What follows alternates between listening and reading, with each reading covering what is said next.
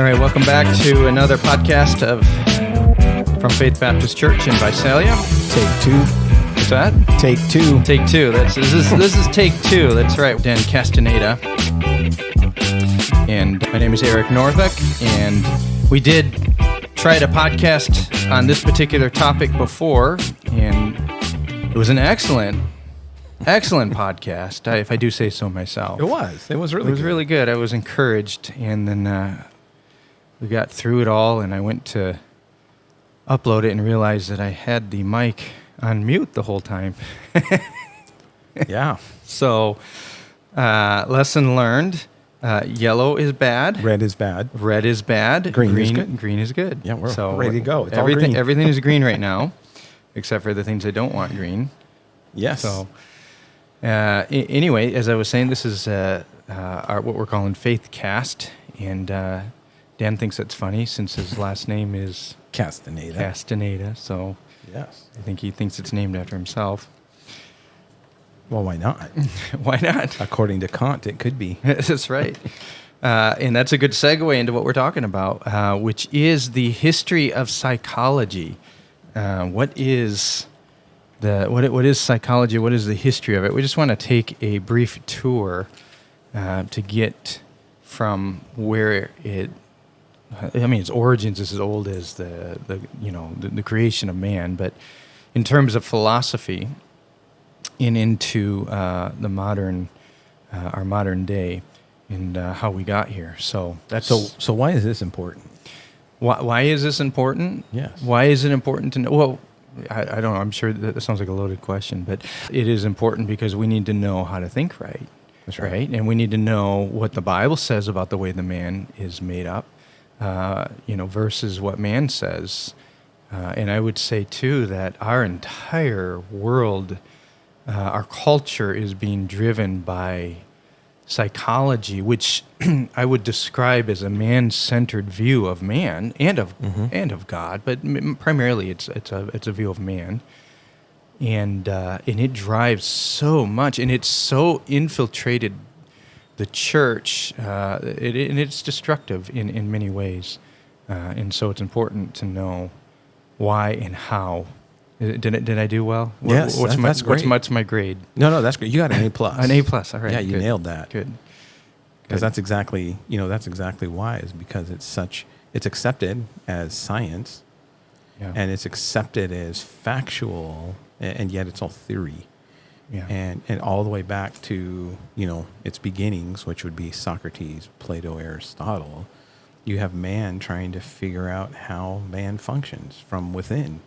But it's just man. Those guys didn't have the Bible guiding them, although there are some good things about some of the things they believed in terms of divine, however they would define divine origins.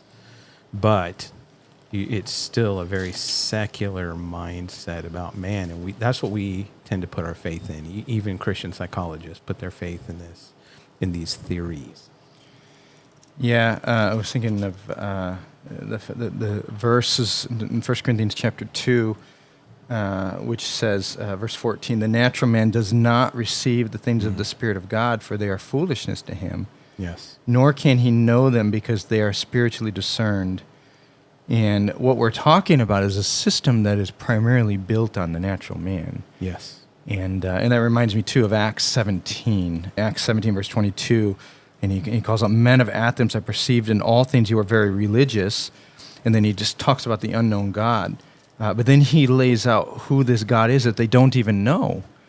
And yet they're so religious. And so even their knowledge of God is a natural knowledge. And then it says, he describes who God is. But then in verse 27, Acts 17, so God has revealed himself through natural knowledge, so he can't. There is a certain revelation of God in nature, but it is so that they should seek the Lord and hope that they might grope for him and find him, though he is not far from each one of us. For in him we live and move and have our being. And then he refers to a poet, and so that's kind of what we're talking about here. This category of knowledge where man has this innate sense that there is a God. Mm-hmm. And so, and God has done that, right? Romans 1, right, for a purpose. But but the best that man can do is grope about. Yes. There needs to be something very specific about, who God is and which God has revealed through His Word. So, And you see that you see that early on there seems to be more of it's like with Socrates and Plato and Aristotle, there's more of a recognition that there's some divine force at work here. right. Oh So, yeah. So you see that. Yeah. But then as we go on through history and we go through the Enlightenment and modernism and postmodernism, we've come to the place now where society goes, there isn't even a God. It's just, and a lot of that came out of psychology itself, Right. which is fascinating. Colossians 2:8 says, see to it that no one takes you captive by philosophy and empty deceit according to human tradition, according to the elemental spirits of the world and not according to Christ. And that is such an important thing when it comes to psychology Yeah. and thinking through psychology and what it's saying about man. It's Yeah. human tradition. That's it's saying that man at best gropes about, Yes. and that all of man's natural discernment is earthy, right? It's of the world. It's fleshly. It's Yes. there's no spirit in that at all, even if it sounds spiritual. The best they can do is discern what their natural mind or what they their natural senses are, and that's that brings us to what we would say kind of the origins. Although again, I do think the origins of this goes all the way back to the garden. Yes. But let's just fast forward from Satan's temptation of Eve to Socrates, and I think you're right that there was a sense of that there is some divine in Socrates and in Plato, who was a student of Socrates. What would you say that Socrates? How is he a good starting place for this? So for Socrates, one of the things that he did is he believed that man could reason himself out of all his soul problems. And so that's, you think about a lot of psychology today. That's what they're trying to do, is get you to reason through these soul issues. And for Socrates, if you want to call him, he was a physician. He believed, he believed that man, there was an immaterial and a material aspect of man, and they interact with each other, which is actually pretty. You're right on. Right on. Yeah, it's right on. Again, he just doesn't have a biblical, God-centered view of man. He's coming from a pagan culture with a lot of deities. But he's kind of the first person to really deal with the question of the unconscious man in terms of human philosophy and just what's going on inside of a person, and that people can reason themselves out of their problems. Yeah. It is interesting because he's logically deducing the makeup of man, this immaterial and the material. Yes. And that in itself has been undermined in our day, which is the foundation for psychology. But now I'm jumping ahead. So we got Socrates. He deals with the unconsciousness, and then his student Plato, he kind of develops this dualism between the immaterial and the material. Yes. And one of the things that Plato, you could call him the earliest psychotherapist, and his view was that talk and words were the primary means of curing the soul. So now you have someone saying that we need to talk through these things, and I need to have the right words to help you, or you need to be saying the right things. So talk and words are our primary ways that we cure the soul. And Aristotle developed that further. Aristotle continued with that kind of thinking, and he developed rational psychology. Again, with the idea that you talk your way out of these issues. Well, that's interesting because that's kind of foundational to psychology, right? Talk therapy. Yes.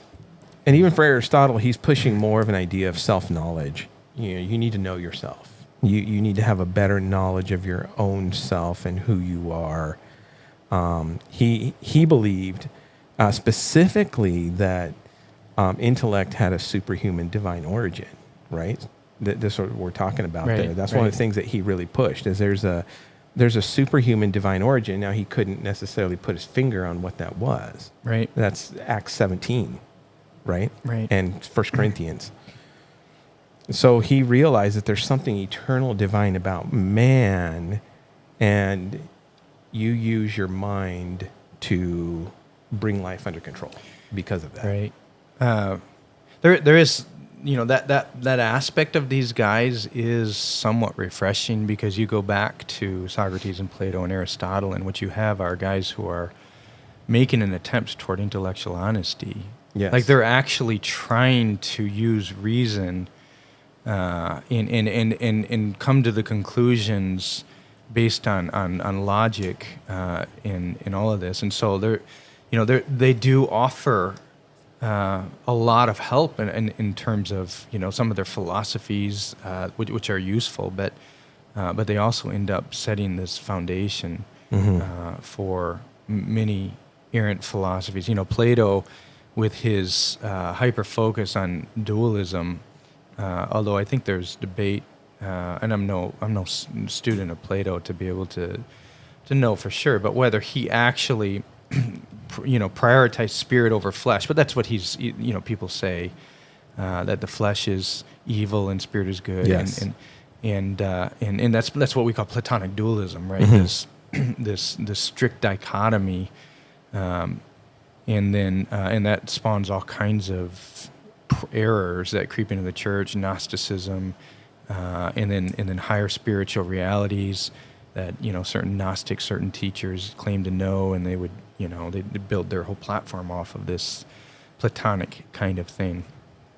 But this Gnosticism, it's this foundation for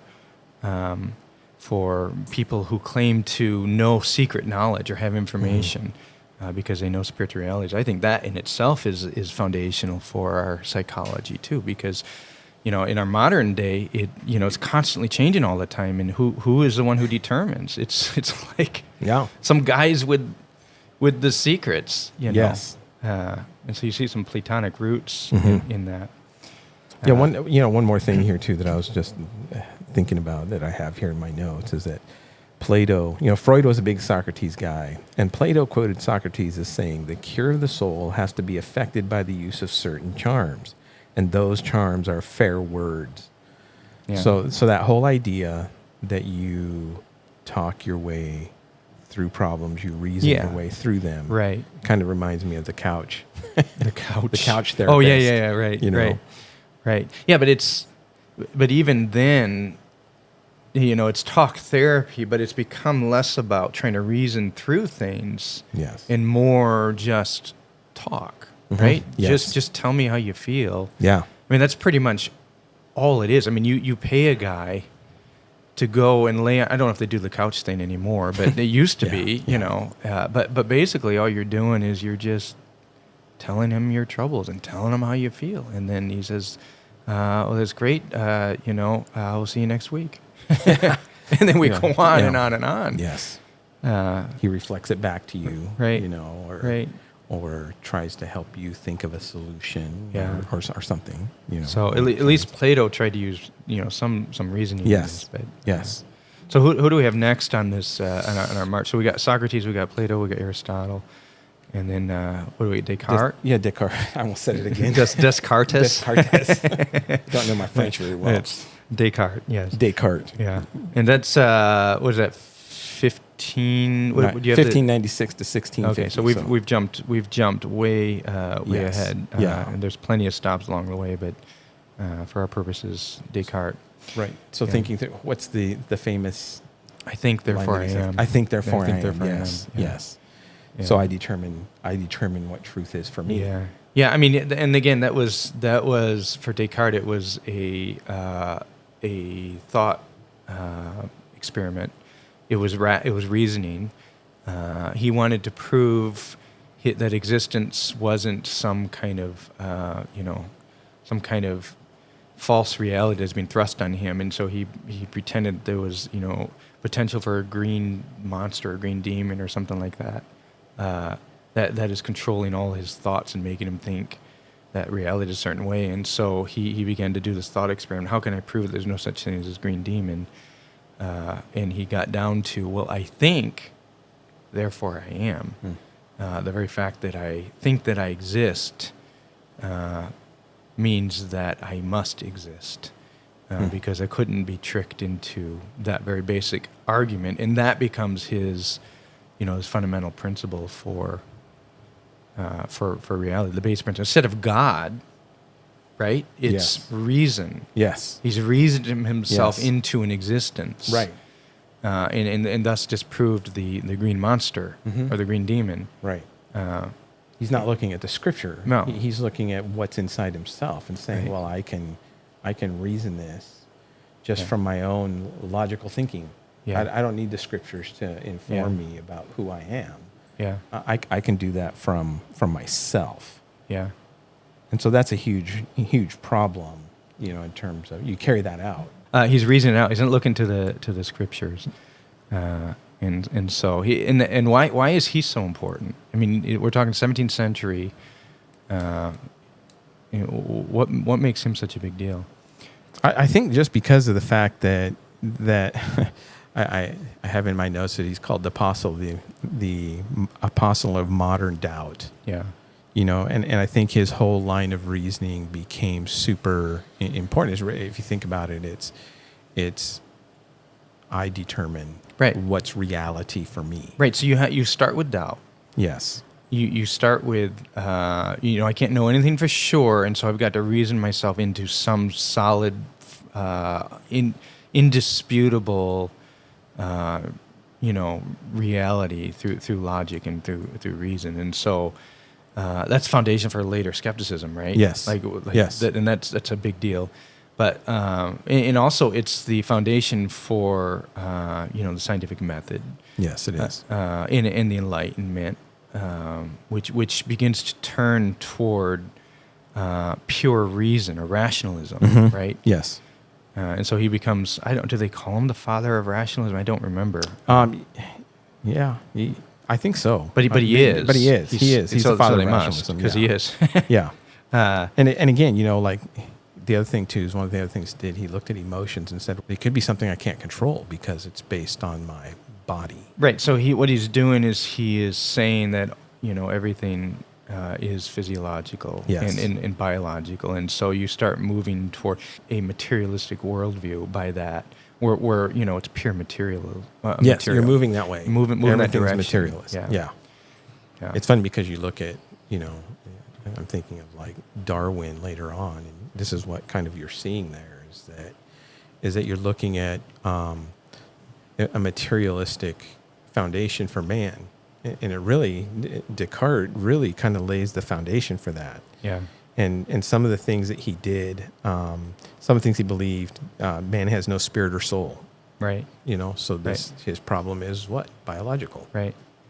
So we're further removed from Plato and Aristotle, who both ascribed to an immaterial and material. Yes. Which they had reasoned to that reality, and rightfully so. The very fact that you can reason means there's an immaterial, because you can't grab and feel and touch thoughts, and of course we know there's material. So it's a logical deduction, but you have Descartes moving us away from that.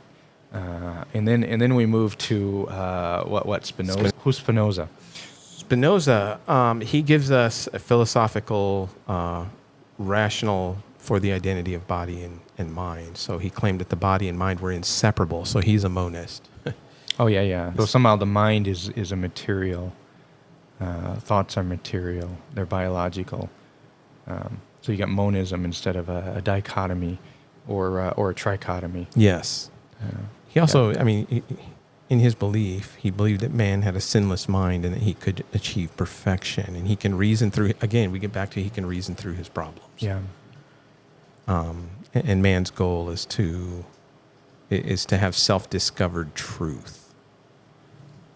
Yeah. And so that's where Spinoza takes us.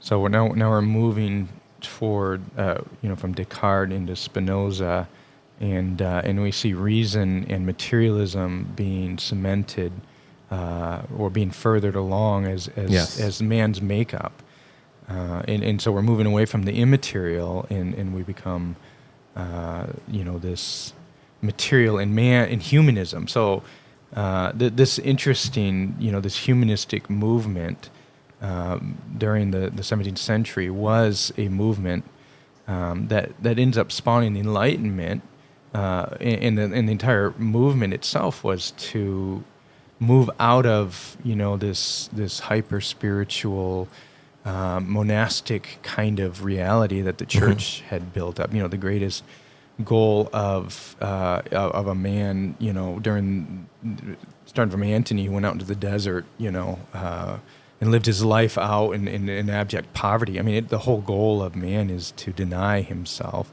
and so be focusing on pure spiritual. And then there's this reaction against that toward the material, and we call that humanism or humanistic movement. Yes. And so like it's a good thing because you go to the Reformation, you got Martin Luther or Erasmus who translated the New Testament, or who put together a Greek New Testament, and then Martin Luther. They were humanists, and that they were pulling out of the monasteries. But then you have and the other thing that marked it was their desire to go back to the sources, and so you have this movement in Christianity toward the scriptures.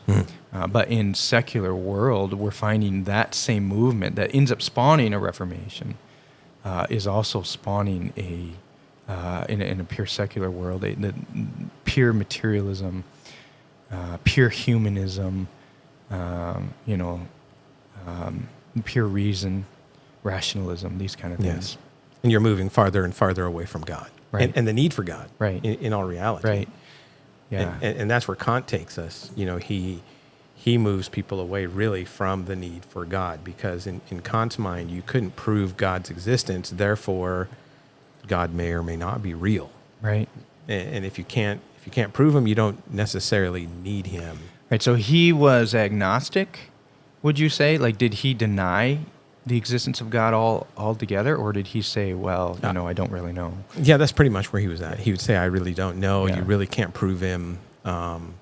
He he was kind of funny because he's like, well, it benefits man to believe in God, because if man believes in God, then that'll at least help him live a moral life if he believes that there's a God who's going to punish him for his bad behavior and reward him for his good behavior.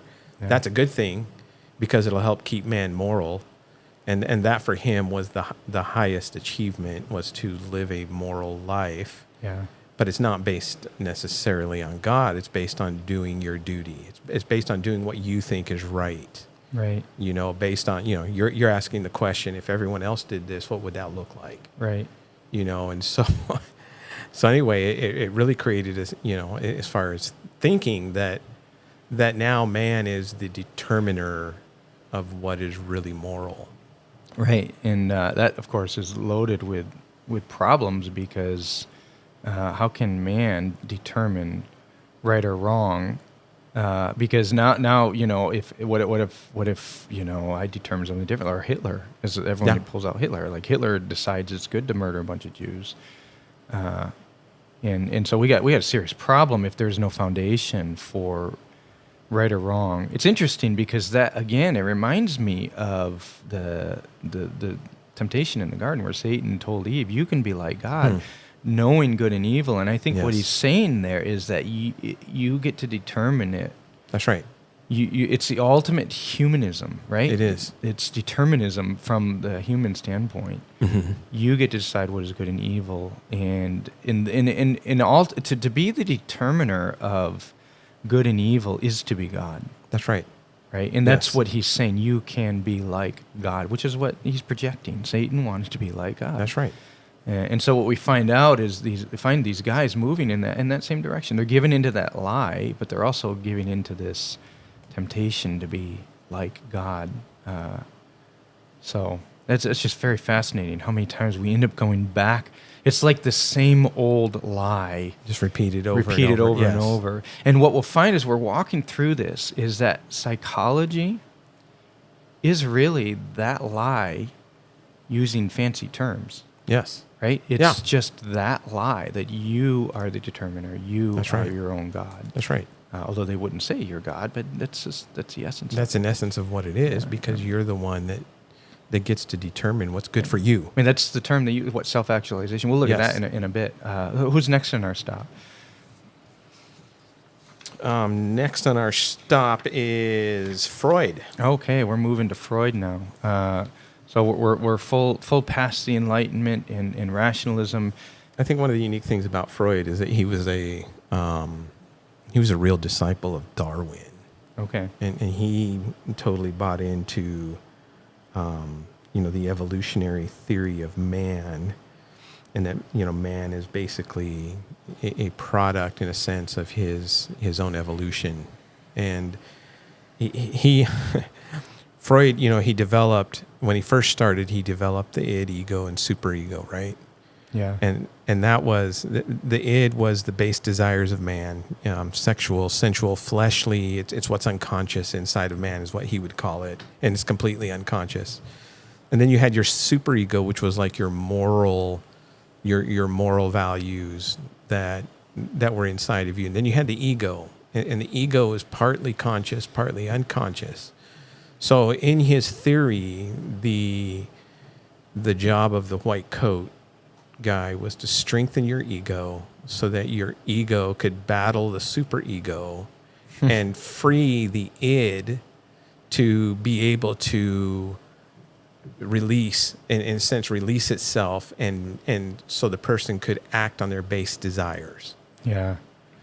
That's fascinating because there's a couple of things that are really messed up. One, it's founded on primarily sexual desire. It is. Like he was extremely sexualized in his approach. Yes, he was. And had a weird things like everyone wants to kill his kill his mother, kill his father and marry his mother or something Yes. like that. Yeah. That was just a theory. Every man wants to do this. Yeah. That's his base urge. Yes. Well, where does what is he saying about himself? That's such a strange thing to come up with. Yeah, it is. And the whole sexual thing, he kind of ended up having to give up on some of that. Yeah, because it wasn't accepted, and No. not in that day. No, it wasn't accepted. And he kind of ended up, in a sense, kind of rewriting it and sugarcoating it a little bit with Yeah. evolution. Yeah. You're evolving through life, and there's all these different stages that you're evolving through. And sometimes you get stuck in these stages. So then the white coat became the guy who's helping you get off of those stages you're stuck in. And even in that, there was like, all these anal, oral, all these pleasure Yeah. principles that he even wound inside of that. Again, going back to sexual desire. Yeah. And seeing the sexual, really, man is a instinctual creature, but he's sexual primarily. And that's his Yes. base makeup. Yes. And that's foundational to Freud. Yes. And the other thing that makes me think of is the that classic angel on one shoulder, demon on the other. That's Freudism right there. That is. Yeah, totally. And I don't know how many Christians I've heard. I just had a lady tell me that a couple of weeks ago that she has a demon on one shoulder and then an angel on another. Yes. Yeah. In every single system that's come after it is, even though they would reject and they would say, well, Freud had some weird stuff, but they're still following Yes. his model, and they're building on him is what they're doing. Yes. Yeah, they really are. I mean, one of the things I took was, in one of my classes, it talked about Freud. And in one of the notes, it said this. It said, Freud was resolutely committed to a materialistic and reductionistic psychology. And reductionism is the idea that you're viewing man from purely a naturalistic or a materialistic way. So if to me, it's just it's a logical, it seems to be a logical movement from Kant to Freud, because you're pushing God out of the equation. Man has become God, and now you have man who's an evolutionary creature, Yeah. And if he's an evolutionary creature, there is no God. You don't even need God. You just Yeah. wrote God out of the equation, Right. right? And so then life becomes about understanding who man is as an evolutionary creature, Yeah. constantly changing, constantly morphing. But he's the one that gets to decide what's moral and and what's not. If he doesn't want morals, like for Freud, you just got to get that out. You got to Yeah. live as an immoral person, Right. because that's what you really want to do anyway. So you got to vent. I mean, that's kind of modern psychology. And again, I'm drawing this connection back. Like anger therapy. What do they do? They have you, you vent. Yeah. Right? You got to get that out of you. Just get Right. out of your system. I mean, that's Freud. Yes. That's Freud. Totally. It's not biblical at all. No. No, that it's sin. There's no excuse ever to sin. So Freud is the Darwin of the soul. Yes. That's what he is. Yes. And this is the point that I think we need to make again and again and again. When we talk about psychology, we're talking about Darwinism applied to the soul. Yes. Yeah, clearly. It is what it is. One of the things that I think is really interesting about Freud is that there's this book that he writes where he's talking about his system and he's interviewing an imaginary person, which is himself, but it's an imaginary person. He's talking about all the good and what people could get out of his system and how he really wants this to become a science. He wants this to become science. And one of the things that he says in there is that, pastors, they shepherd the people in their flocks and in their congregations. And one of the goals of Freud was to in a sense, shepherd other people in secularism. That was kind of his goal, was to make this system something that trained technicians could use and thereby shepherd people in a secularistic view of man. And that was one of his goals. And you think about, early on, seminaries started like looking at this stuff in the early 1900s, and they're like, oh, well, pastors can't do this because they're not trained. Right. That is so interesting, because before that, pastors would go to their Bibles. Yes. And what does the Bible say about right. man and about God and about how you're behaving? That's right. And so now we end up with Freud coming in here, and there's this middle ground, this middle place that pastors really don't have the ability to touch. They don't have the authority. Or the authority. And Yeah. the Bible doesn't either. Right. Because you stick to your text, pastor. Let the psychologist or the doctor of the soul, with all the training, which is built on somebody who's just come up with stuff out of thin air. Like everybody wants to kill their mom and kill their dad and marry their mom. Yes. Like, this is Freud's twisted mind. It is. That's come up And with it's this really stuff. twisted. It is. Curiously, most of his clients were women also. Yeah. But again, what do you have? Is you have this continuing secularization of society, in which now the culture and really the churches accepted it, and Yeah. the seminaries accepted it, and Right. then the churches accepted Right. it, and the churches were like, we have no authority over the soul. Right. That belongs to the white coats. Right. That belongs to the professional.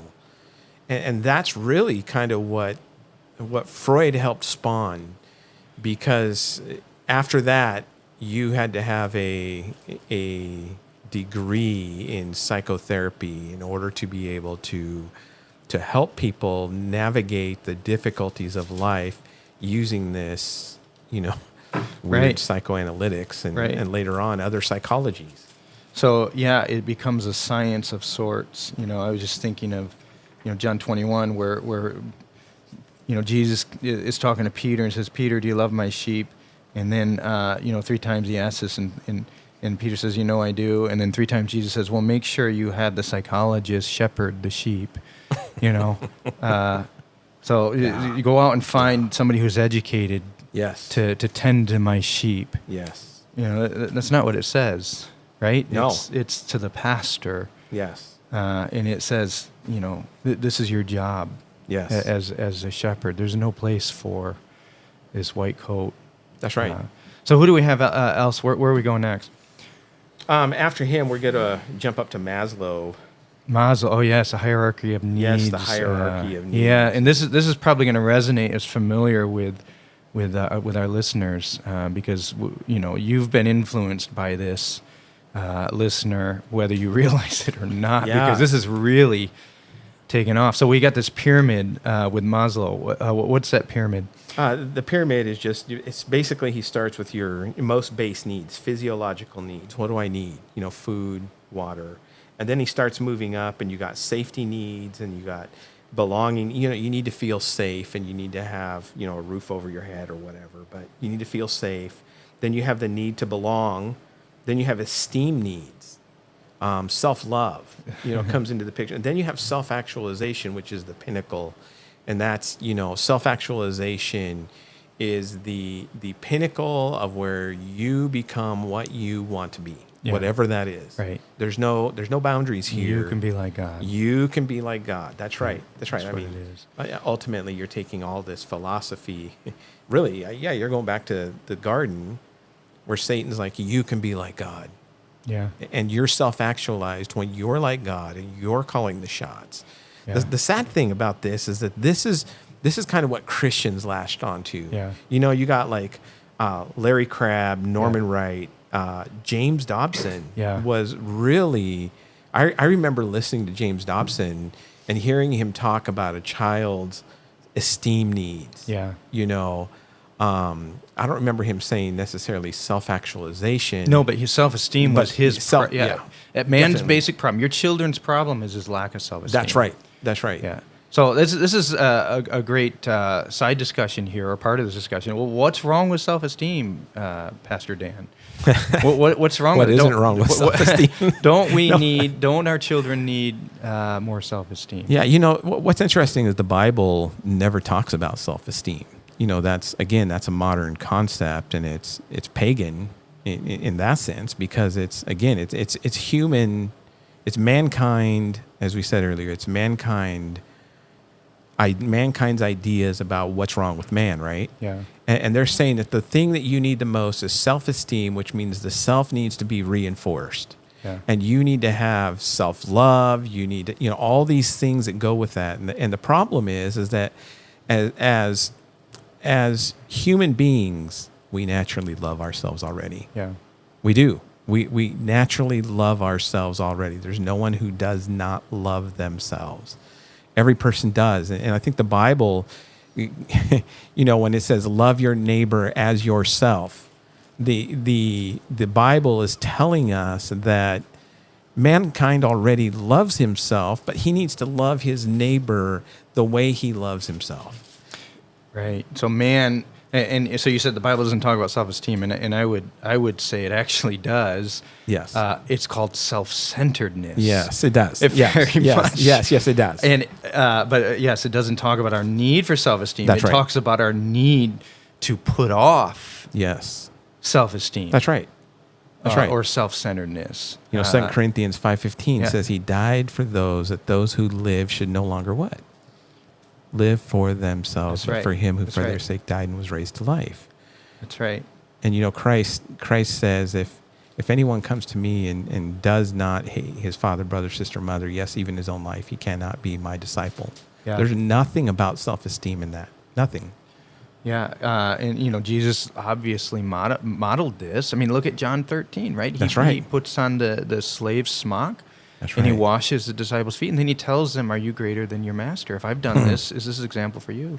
Yes. And then you have Philippians 2, "Let this mind be in you, which was also in Christ Jesus." It's the opposite.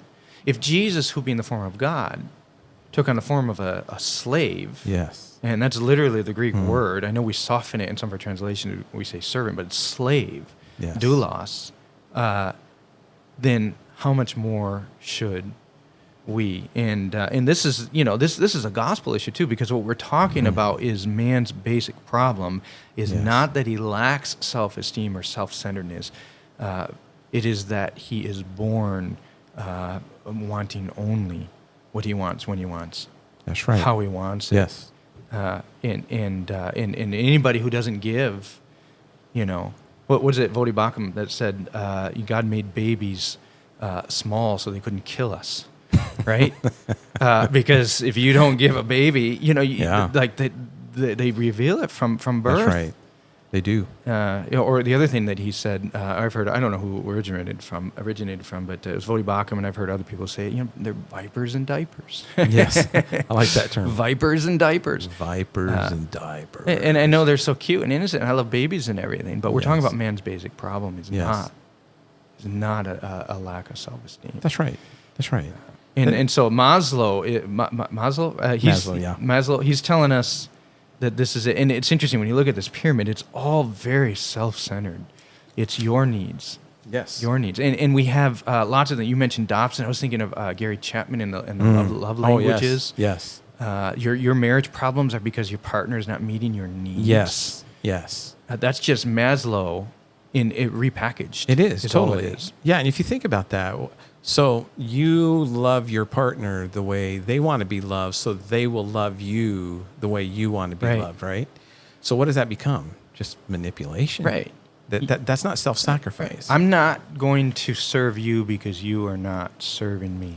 That's right. You're not meeting my needs. Yes. And it leads in all kinds of things. So Maslow, very, very influential. Really is the foundation of this self-esteem movement. It's the foundation for a lot of the craziness in our day, I would say, where people are so self-actualized and so self-centered and so entitled. Yes. I was just sitting here thinking too, you hear people use the word toxic. Yeah. That person's toxic. Right. What what makes them toxic? Right. You Because know? they're not doing what you want. That's right. That's why. They're not meeting my needs. They're not treating me the way I think Right. I deserve to be treated. And I can't say this enough. I've said this over and over. I preach this. I don't know how many times. Like, when you say that, what you are saying is that person is not good. Yes. Because he's not doing what I want. That's right. That is you saying you are God, because you are the determiner of what is good That's and right. evil. That is going right back to that garden lie. It is. So if you don't meet my needs, you are evil. And then we have James 4, the source of conflict, right? That's right. You lust you cannot have, and so then what? You end up murder. That's the extreme end of That's right. this. And you pretty much hands down most of the conflict in our relationships, in our marriage, are centered around this idea that someone has not given me what I want. That's right. Therefore, I am going to punish that person because I am God. Whether you're saying that or not, that's what it is. That's right. That's what you're doing. That's right. So, and then you manipulate. You make them do penance, right? The silent treatment. So many ways this comes out. Oh, yeah. Yeah. Silent treatment's a big one because that happens in a lot of homes where you get Yeah. silent for who knows how long. Yeah. Right? Right. It could be days, Right. weeks, months. Right, we make jokes about it and sleeping on the couch and all this stuff, but it really is, acting like you're God. It when is. you do that. Yes. All right, so what do we got next? We got Rogers. I think Carl Rogers, one of the things that he believed, again, was that man had everything in himself to come to maturity. And the solutions for all problems are inside of you. And again, this one of the things about Carl Rogers, again, like Freud, is that and Maslow, really, all these guys become really popular in seminaries. Yeah. And you have pastors who start imbibing this stuff, and they start, looking at man through this lens instead of through a biblical lens, and so that becomes a huge, huge problem. And again, in this particular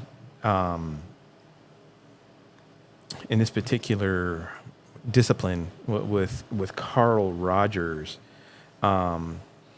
he really believed that if the counselor just reflects everything back Yeah. to you, you'll get a feeling for yourself and your needs. Again, it's needs based because we're trying to get people to figure out what they need, and you Yeah. just keep Right. keep reflecting back Right. whatever you're saying to me, and eventually you're going to figure out Right. what you need. Right. So again, this talk therapy kind of Yes. stuff. Just tell me what's going on, and what I hear you saying is Yes. and somehow in this therapy. By the way, this is good business, right? Because you oh, never yeah. solve anything. No. No. And you don't actually have to know anything. Yes. You just need to get people to talk. Yes. And then you can just keep this going on for years. For years without ever Right. really bringing any true. I'm not going to say that people haven't been helped. Oh, sure but, they have, because but not Right. biblically. right there is, can I use the word therapeutic? I mean, when you talk to someone and you feel like they listen to you, I mean, you feel good. Like, Yes. somebody listened. There is something in us. We want to be heard. We want to be listened. But just being heard and just being listened doesn't actually deal with the issue. No. And so it make you feel good. Somebody listens to me. Yes. You can really manipulate people. Yes. Just by being a good listener. That's right. And people will say, "Oh, I like so and so. They're good listeners." Really, but how have you grown in your obedience to God because of Because this of person who's listening? Yes. Right. And so I'm not throwing out listening. I'm just Right. saying, like, that doesn't solve. No. We're not called to just be good listeners. We're called to speak the truth in love. That's right. So Carl Rogers, he misses the mark. And so we're in the 1900s. We're actually, what is it? You have the dates, 1902 to 1902 1987. to 1987, Yeah. and then probably Skinner after that. That's where you have the behavioral therapy, cognitive behavioral Yeah. therapy comes out of Skinner. And one of the things that Skinner did is he did a lot of, you test animals, you get your ideas from testing animals and seeing how they're responding to things. Then you take that and you apply that to humans. Well, why do you do that? Because This materialism. it's materialism. Pure materialism. That's pure materialism. Yeah. Yeah. Man is nothing more than It's just an animal. Right. And an animal. And with Skinner, Skinner believed in the tabula rasa, which a baby comes in totally blank. A blank slate. A blank slate. Yeah. Yeah. And so then his environment or his experiences mark Yeah. him, and that's what defines who a person is. So I am who I am because of how I was raised, or Yes. because of the environment I was growing up I in, was or in a church that right. was really or strict I was about things. abused. Yeah. Yes. I was whatever.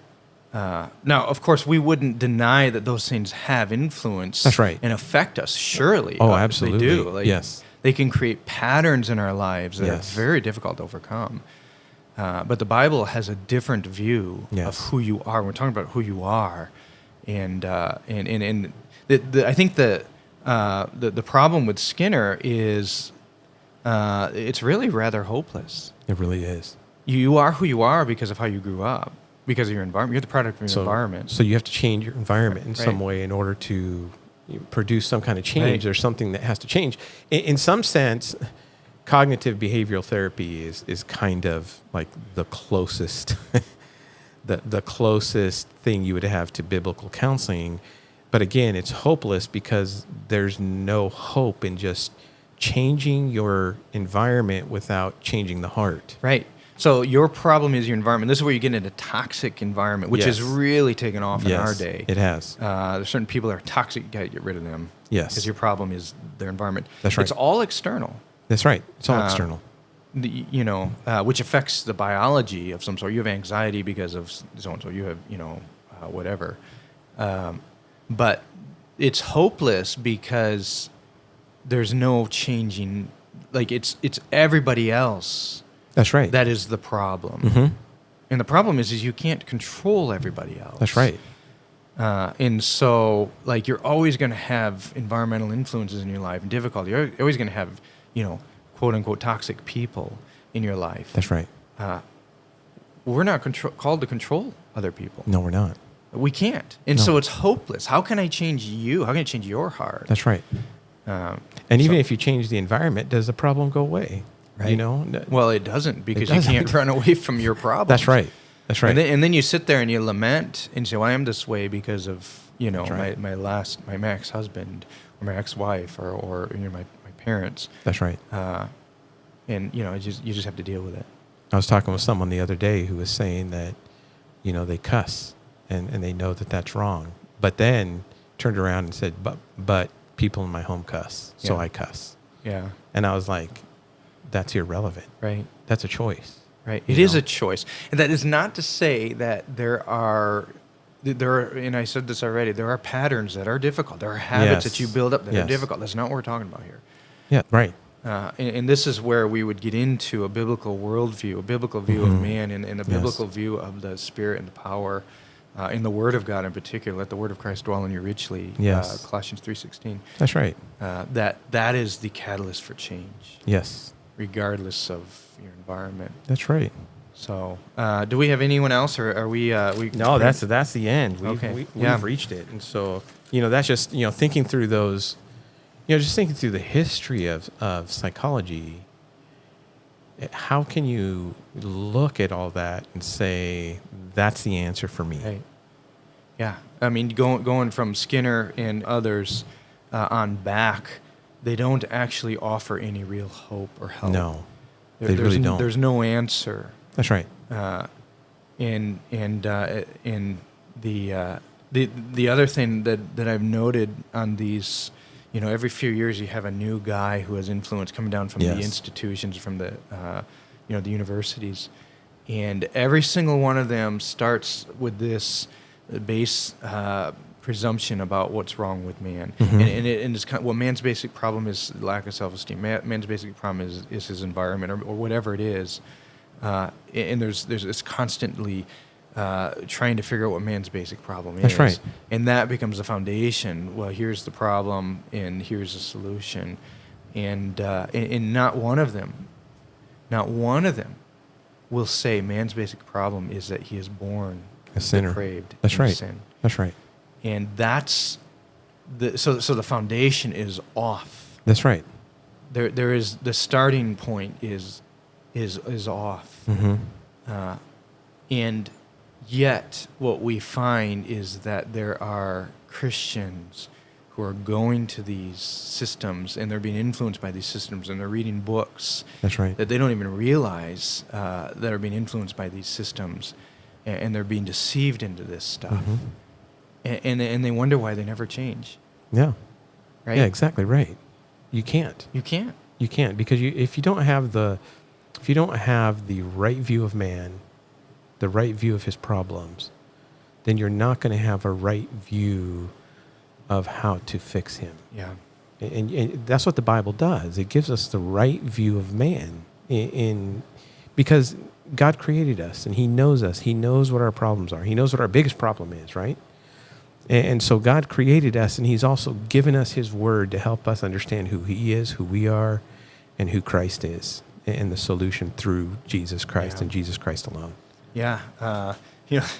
That just reminds me of Romans 7, verse 24. Oh, wretched man that I am, who will deliver me from this body of death? Starting point, right? That's right. That's it. That's right. Body of death. I thank God through Jesus Christ our Lord. That's right. There's the answer. Yes, that's right. There's the power. Yeah, that's Yeah. right. So, Amen. In any other view but Christ alone, if there's a view, you need a white coat scientist. You need to get rid of environmental issues or whatever. You're putting Jesus plus That's something right. else, That's right. and it's a failure. There's no salvation in such a system. It's hopeless. That's right. So, all right, this has been a good discussion. Yes, Been thank you. Long. I think we're approaching an hour. This is better than last time, because I think last time we were maybe around 40 minutes. I thought it was like 42 minutes. Yeah. Yeah. So we had to make up for our so we wanted to make sure that our listeners got even greater than what we were going to do before. Yes. So. All right. Thank you, Eric. Really appreciate it. Yeah, really enjoyed this. Looking forward to future conversations. All right. All right, thank you for listening. Again, this is a ministry of Faith Baptist Church in Visalia. And if you are hearing this and you are not part of our church, come join us on a Sunday morning at 10:30.